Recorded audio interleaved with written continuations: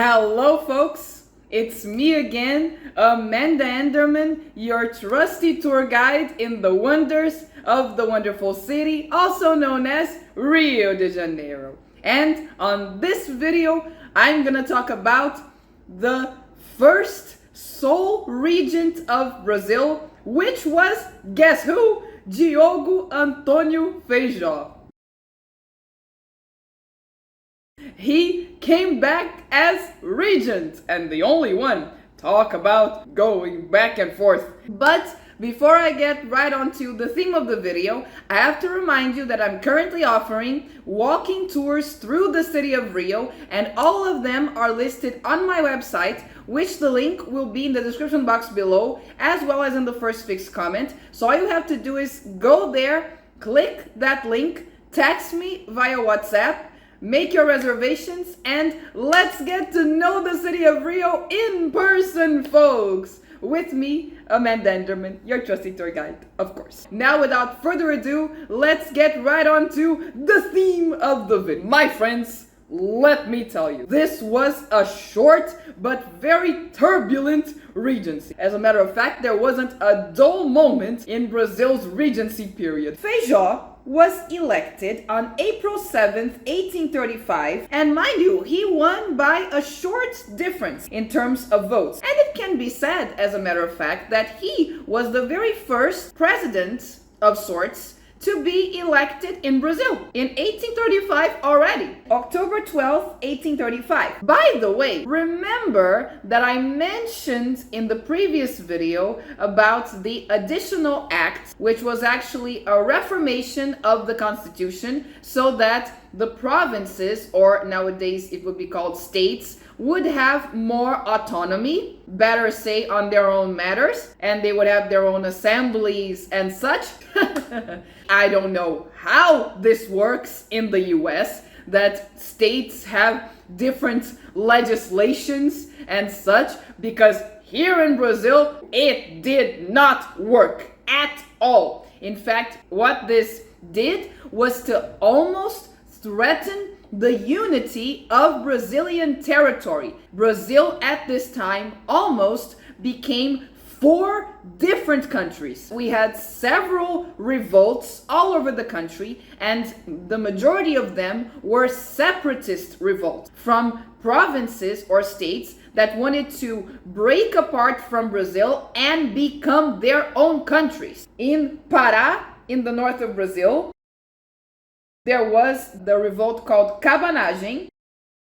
In the south of Brazil, the southernmost state called Rio Grande do Sul, there was the Guerra dos Farrapos or Farroupilha, which is one of the most famous ones because they notoriously wanted to create an independent republic, which was called the República Rio Grandense, or the Republic of Rio Grande do Sul, roughly translating. In Bahia, there was the Sabinada revolt, same thing, wanting to separate from the rest of Brazil. And in the state of Maranhão, in the northeast, almost north of Brazil, there was also a revolt of the same kind, which was called Balaiada. And also another revolt of Muslim slaves, also in the northeast, which was called the Uprising of the Malays. A ticking time bomb. But Amanda, what kept Brazil united in the end? How did you manage it with so many separatist revolts? Our little secret was actually established by Dom Pedro I right with the independence. In fact, if memory serves me correctly, I have already mentioned this before. But the thing is that in Brazil, even though we had a monarchy, there was no nobility directly by blood. So how did this work? In Europe, traditionally, if someone was graced with the title of, let's say, baron, the title, when that person died, would automatically go to his firstborn son. But here, if someone was graced with the title of Baron, in order for his son to have the same title of Baron, the emperor would have to bestow the title again on the second generation. That contributed to keep the union of the country, because in all of these parts of Brazil, even though there were these revolts, there were barons, there were counts, there were even dukes who wanted to keep their titles. So it was in their interest to help the central government and stop these revolts. Dom Pedro I was a smart man. Going back to Feijó, have you already heard the phrase that it is impossible to please Greeks and Trojans? Well, he managed something which, in my opinion, is even more unheard of, which is to displease Greeks and Trojans. He was against slavery. But Amanda, that's a very good thing, isn't it? Slavery isn't right.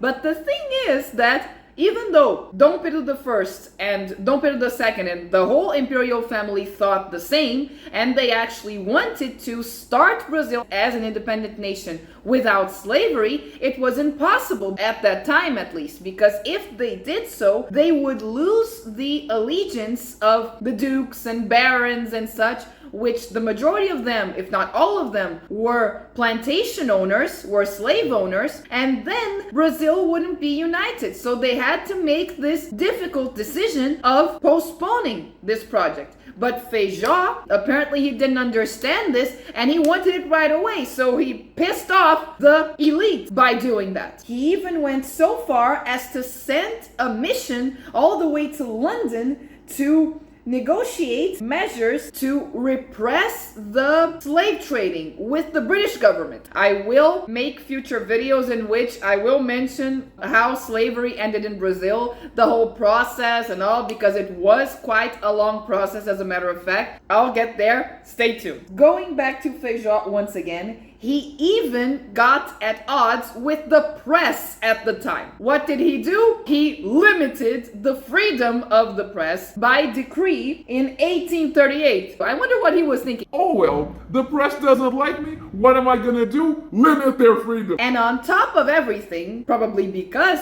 he had come at odds with so many people, he was held responsible for all of the revolts in the country, for all of those separatist revolts. Finally, guess what he did? He resigned as regent, just as he had done before. In 1837, he had already resigned. With this, I end this video about the regency of Feijó. And I hope you liked the video. And if you did like the video, be sure to hit that like button, then hit that subscribe button. Then, most important of all, share this video with as many people as you possibly can, so that each time more people may know about the wonders of the wonderful city. And, as usual in this channel, I'll see you in the next video. Bye!